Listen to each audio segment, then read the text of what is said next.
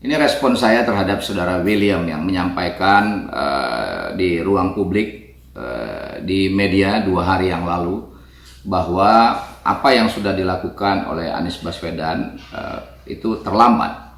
Nah, saya sebenarnya tidak ingin untuk masuk pada kontroversi apakah perlu atau tidak dilakukan pengetatan dengan pertimbangan kesehatan dan ekonomi. Tapi stressing saya adalah menyoroti apa yang disampaikan oleh Saudara William yang menyatakan bahwa pengetatan yang dilakukan oleh pemerintah DKI, Gubernur DKI Anies Baswedan itu adalah sesuatu yang terlambat. Beliau mengatakan itu harusnya dilakukan di awal Agustus.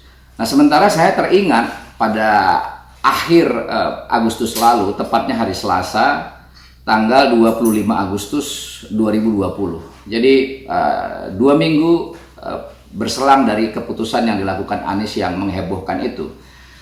Nah, pada akhir Agustus, Saudara Ahmad Idris, Ketua Fraksi PSI, justru mendesak Anies untuk melakukan pengetatan, bahkan menuntut janji Anies untuk melakukan rem darurat karena positive rate yang tinggi sudah 10%, dia katakan begitu.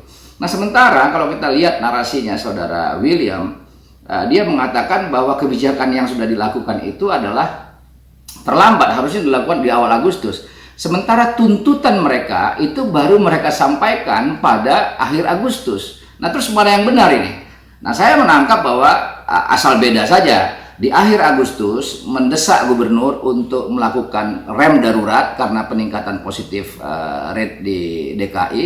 Tapi ketika dilakukan, sampaikan lagi bahwa itu sudah terlambat. Jadi ada kesan seolah yang penting asal beda, ya gitu ya.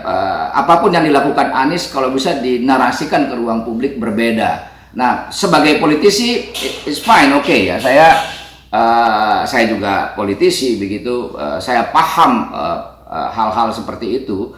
Tapi paling tidak menurut pendapat saya, dalam situasi wabah, banyak orang yang kehilangan keluarga, bahkan yang tidak kehilangan sedang mengharap cemas saudara-saudaranya yang terisolasi di rumah-rumah sakit karena terpapar positif corona.